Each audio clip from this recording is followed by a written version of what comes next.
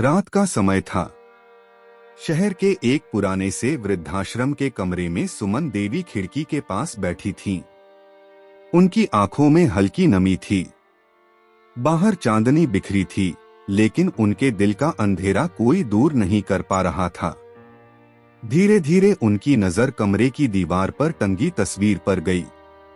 वो तस्वीर उनके बेटे रोहन की थी, लगभग 15 साल पुरानी। उस समय रोहन कॉलेज का छात्र था।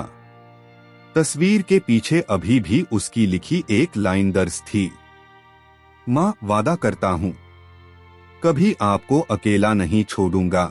ये पढ़कर सुमन देवी की आंखें भर आईं। मन ही मन बुदबुदाई, कहाँ गया वो वादा बेटा?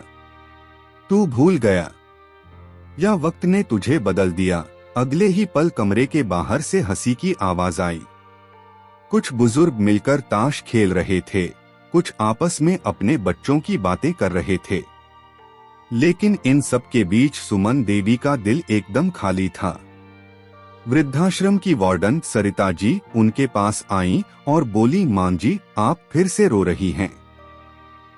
देखिए, जिंदगी शिकायतों से नहीं चलती। आप थोड़ा बाहर घूमा कीजिए, मन बहलेगा। सुमन देवी ने धीमे स्वर में कहा, मन तो वहीं बहलता है बेटी जहां अपना घर, अपने लोग हों। यहाँ सब साथ हैं, फिर भी अकेलापन पीछा नहीं छोड़ता। कहानी अचानक पीछे जाती है। रोहन छोटा था, कॉलेज से लौटा था। उसके हाथ में रिजल्ट कार्ड था और चेहरे पर खुशी। माँ, देखो, फिर से फर्स्ट आया हूँ। माँ ने खुशी से उसे गले लगा लिया। बेटा, मेरी मेहनत रंग लाई।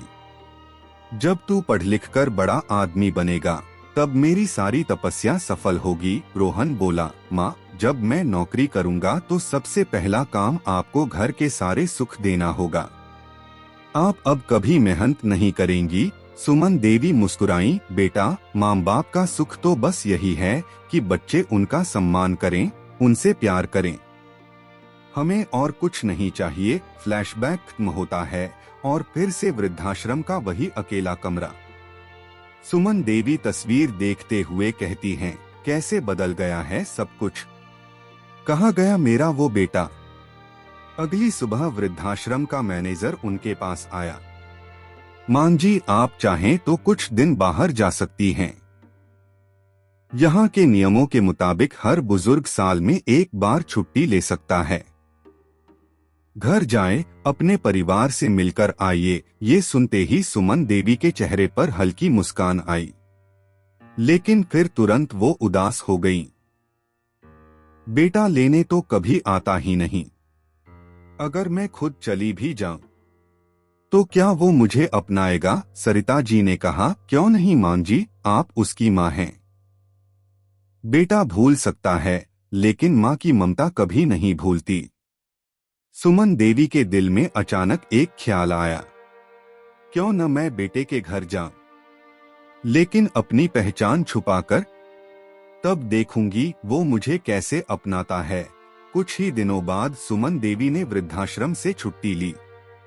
उन्होंने साधारण कपड़े पहने, सिर पर पुराना दुपट्टा डाला और छोटे से बैग में 2 जोड़ी कपड़े रखे। बस पकड़कर वो अपने ही बेटे रोहन के घर की ओर निकल पड़ी। रास्ते में उनकी आंखों के सामने बार बार वही तस्वीर घूम रही थी, रोहन का बचपन, उसका वादा, उसकी मुस्कान। मन ही मन सोच रही थीं, शायद मेरे आने से वो खुश हो जाएगा। शायद वो मुझे गले लगाकर कहेगा, माँ, आप कहाँ थीं? लेकिन दिल के किसी कोने में डर भी था, अगर उसने मुझे ठुकरा दिया तो? अगर बहू ने तिरस्कार किया तो? शाम ढल चुकी थी। सुमन देवी रोहन के घर के दरवाजे पर पहुंची। दरवाजा खटखटाया। अंदर से बहू रीमा की आवाज आई, कौन है? दरवाजा खुला। रीमा ने देखा, सामने एक बुजुर्ग औरत खड़ी है, साधारण कपड़ों में, थकी हुई सी। जी, कौन?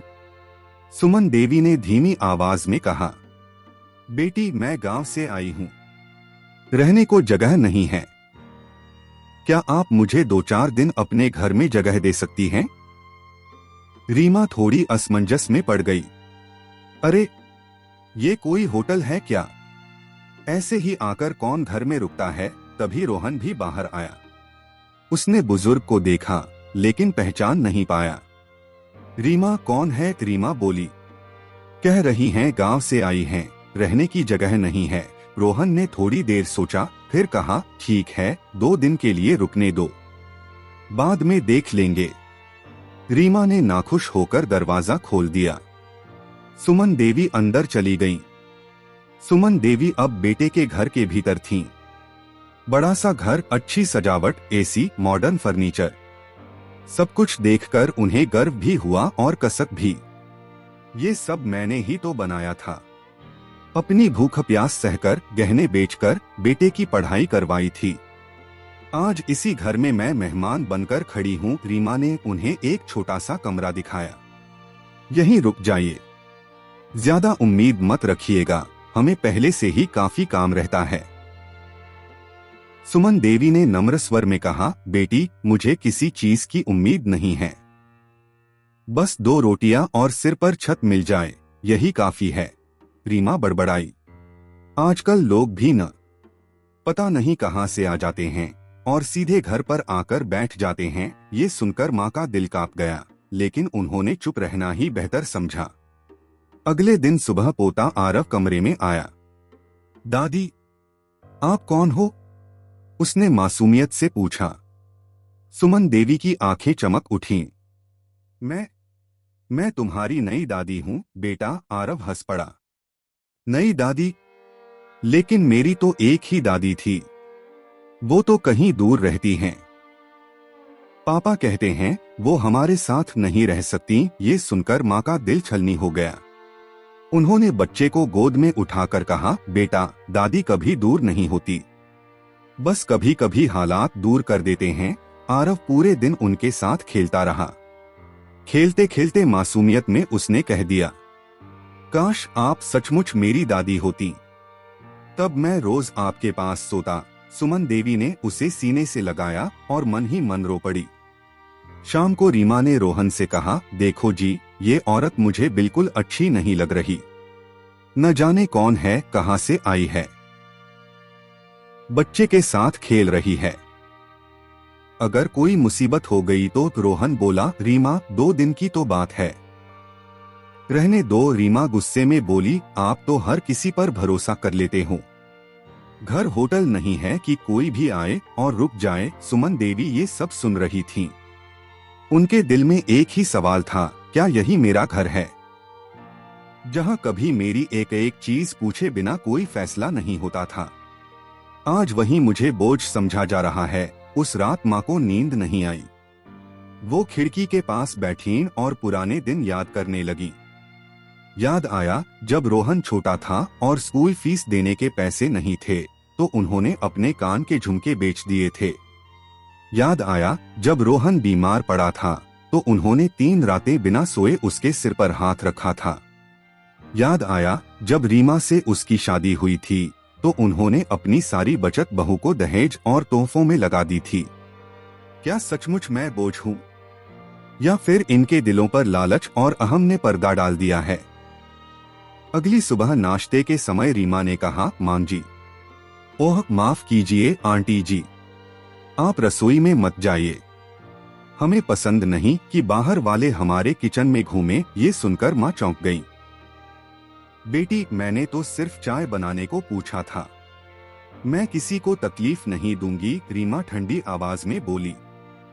आप आराम कीजिए, हम सब संभाल लेंगे। लेकिन उसकी नजरों में साफ तिरस्कार झलक रहा था। उसी दिन एक पड़ोसिन आई। उसने बुजुर्ग महिला को देखा और रीमा से पूछा, अरे ये कौन है? रीमा ने तुरंत जवाब दिया, अरे ये दूर की कोई रिश्तेदार हैं, 2 दिन के लिए आई हैं। बस सुमन देवी को ऐसा लगा जैसे किसी ने उनके दिल में खंजर मार दिया हो। रिश्तेदार? मैं तो इस घर की जननी हूँ और ये मुझे अजनबी बताती है। रात को रोहन अपने ऑफिस के काम में व्यस्त था। माँ उसके पास आई और बोली, बेटा बहुत काम करते हो, थोड़ा आराम भी कर लिया करो। रोहन ने बिना उनकी ओर देखे कहा। हाँ आंटी जी मैं ठीक हूँ। ये सुनकर माँ का कलेजा फट गया। आंटी जी, मेरा बेटा मुझे माँ कहने की जगह आंटी कह रहा है। क्या इतना बदल गया है वक्त। उस रात माँ पूरी तरह टूट चुकी थीं। उन्होंने भगवान की मूर्ति के आगे हाथ जोड़कर कहा, हे प्रभु, अगर ये मेरी ही परवरिश का नतीजा है तो मुझे अब कोई शिकायत नहीं। बस इतना आशीर्वाद देना कि मेरे बच्चे कभी मेरे जैसे अकेलेपन का स्वाद न चखें। तीसरे दिन सुबह सुबह सुमन देवी आंगन में बैठी थीं। उनकी आंखें सूजी हुई थीं, रात भर रोई थीं। पोता आरव आया और बोला, दादी, आप हमेशा दुखी क्यों रहती हो? क्या आपको हमारा घर अच्छा नहीं लगा? माँ ने मुस्कुराने की कोशिश की। नहीं बेटा, घर बहुत अच्छा है। बस कभी कभी पुराने घर की याद आ जाती है। आरव मासूमियत से बोला। तो आप भी यहीं रहो न। मैं पापा से बोलूंगा कि आपको यहीं रहने दें। सुमन देवी की आंखें भर आईं। काश बेटा, तेरे पापा समझ पाते जो तू समझता है। उसी दिन दोपहर में रीमा की एक सहेली घर आई। रीमा ने हंसते हुए कहा, देखो, एक बुजुर्ग औरत आ गई है 2 दिन के लिए। बड़ी मुश्किल है इन लोगों से छुटकारा पाना। सुमन देवी वहीं खड़ी सब सुन रही थीं। उनकी आत्मा अंदर तक कांप गई। मैं जिनके लिए सब कुछ छोड़ आई, आज उन्हीं के लिए बोझ बन गई। सहेली के जाते ही रीमा ने माँ से कहा, देखिए आंटी जी, कल तक का ही समय है। उसके बाद आपको यहाँ से जाना होगा।